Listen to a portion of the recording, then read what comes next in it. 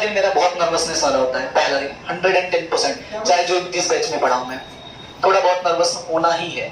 और लास्ट दिन उससे ज्यादा नर्वस होता हूँ। वो इसलिए कि ऐसा लगता है ना कि जैसे फर्स्ट डे वो कौन होंगे, कैसे होंगे, कैसा बिहेवियर होगा, क्योंकि नॉर्मली एक तो तुम लोग ना लॉकडाउन वाले निकले, और जिस तरह से मैं लॉकडाउन वालों से मिला था ना, मेरा एक्सपीरियंस बड़ा खतरनाक था, तो मन में डर बहुत था। लेकिन जैसे जैसे एक साल पढ़ाया, दिमाग में बहुत सारी चीजें आई, देखा समझा, बहुत सारे लोगों से अच्छी बननी भी लगी मेरी, सुनते भी हैं बहुत लोग, नहीं भी सुनते हैं। तो एक लाइन बोलते हैं कि जिंदगी में दो चीज बोलना बहुत डिफिकल्ट होता है, एक होता है शुरुआती दौर में हेलो बोलना, और एक अंत में बाय बोलना। हाँ, और यही दो मेरे लिए बड़ा डिफिकल्ट हो जाता है, इसीलिए मैं ज्यादा किसी से बात नहीं करता। मैं फालतू में फिर बाद में मुंह बना रहता है। कम जितना लोगों से बोलो उतना ज्यादा अच्छा है, ये मैं अपना मानता हूँ। तो ये तो चलो हो गया, ठीक है। और ये जैसा जो भी सर ने बताया तुम लोग को, मैं तुम्हें एक सिंपल सा बता दूं। एक वो है, लाइन है कि इस जिंदगी में जो जिंदगी है लोग, ये जीना लोगों के लिए आसान नहीं होता है, इसलिए लोग क्या कर लेते हैं, खुदकुशी कर लेते हैं। जिंदगी जीना भी आसान नहीं होता है, लोग इसीलिए खुदकुशी कर लेते हैं। लेकिन खुदकुशी करना भी आसान नहीं होता, क्योंकि लोग मौत से डरते हैं।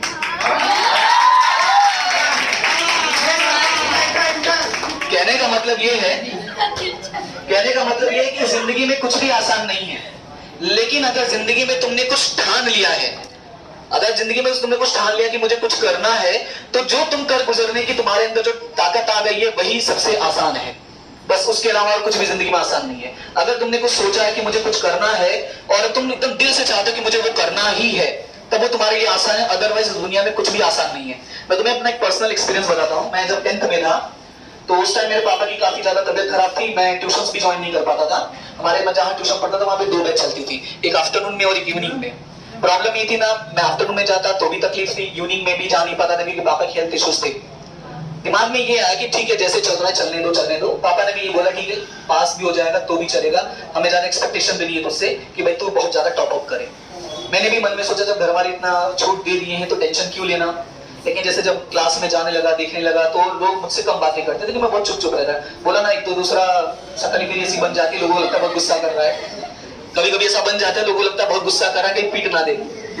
तो एक एग्जाम हुआ था हमारे स्कूल में, जब सेकंड वाला जो एग्जाम होता है, तो उसमें मेरा एक फ्रेंड था, उसको मैंने क्वेश्चन बताया था, और जब उसको मैंने बताया, फिर मैं सॉल्व ही नहीं कर पाया, मैं भूल गया।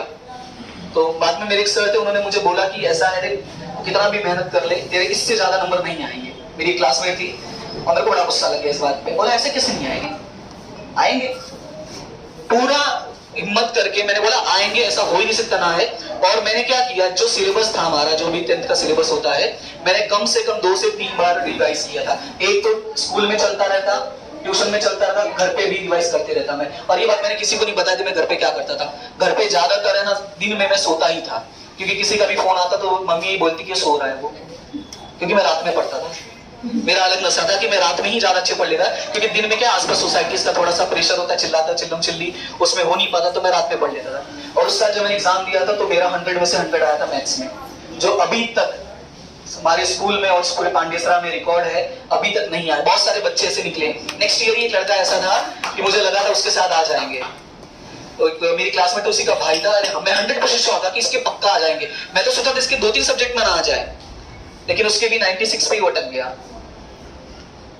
वैसे 96 खराब नहीं होता, लेकिन मेरे को बड़ा अच्छा लगा था 100 नहीं आए, क्योंकि इसकी वैल्यू पता है मुझे आज तक मिलती है। मैं कहीं भी जाता हूँ ना, इसका मुझे आज तक उसका वैल्यू मिलता है। ठीक है, तो एक बात याद रखना कि जैसे होता है ना, ये स्कूल जो है तुम्हारे लिए ना, एक ये वो था खदान समझते हो ना, जहाँ पे कोयले होते हैं, तो ये सब अभी तुम यहाँ से कोयले ही बन के निकल रहे हो अभी, लेकिन एक जगह से तुम निकल चुके हो। तो याद रखना कि कोयले की वैल्यू नहीं उतनी होती है, लेकिन वही कोयला घिस घिस के जब हीरा बन जाता है तो उसकी वैल्यू बनती है। तो जितना तुम घिसोगे जिंदगी में, उतनी तुम्हारी वैल्यू बनती है। जो कम घिसता है ना, उसकी वैल्यू उतनी जल्दी खत्म भी हो जाती है। स्ट्रगल जो है ना, वो इंसान की वैल्यू को बढ़ाता है। तुम खुद देखो, जिसके ऊपर भी, जैसे अभी ये धोनी की मूवीज बनी थी, बहुत सारे लोगों पे मूवी बनी है, किया हो ना किया हो स्ट्रगल रियल लाइफ में, लेकिन देखो दिखाता है ना कितना स्ट्रगल किया है। जैसे धोनी का देखा होगा मूवी तुम लोगों ने, लगभग सबने ही देखा होगा।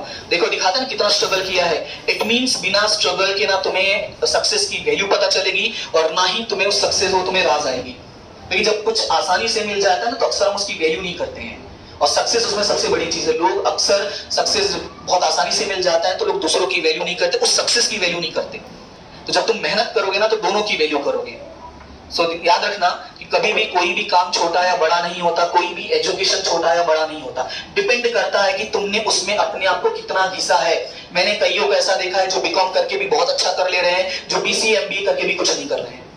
कुछ को ऐसे भी देखा है जिन्होंने बीसीएमसी करके लाखों रुपए कमा रहे हैं, कुछ सिर्फ पार्ट टाइम टाइपिंग कर रहे हैं। तो ऐसा नहीं कि कोई एजुकेशन खराब है, डिपेंड करता है कि उसमें तुमने कितना किया। बात समझे कि नहीं?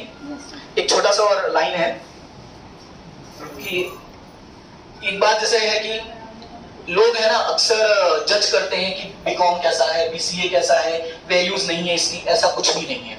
तो दिमाग में कभी मत रखना कि किसी डिग्री की वैल्यू नहीं है। मेरे पापा कहते थे कि अगर तुम कोई भी पढ़ाई करते हो, आज नहीं कल उसका फल तुम्हें मिलेगा।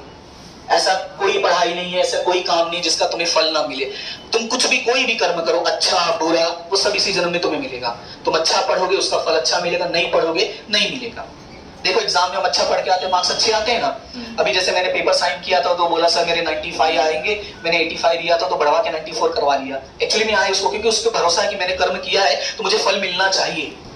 तो वो तुम तभी लड़ पाओगे जब तुम्हें पता होगा कि तुमने उतना कर्म किया है। जब तुम कर्म ही नहीं करते हो तो कहां से मार्क्स बढ़वाओगे, कहां से जाके झगड़ा करोगे भाई मेरे को भी चाहिए ये।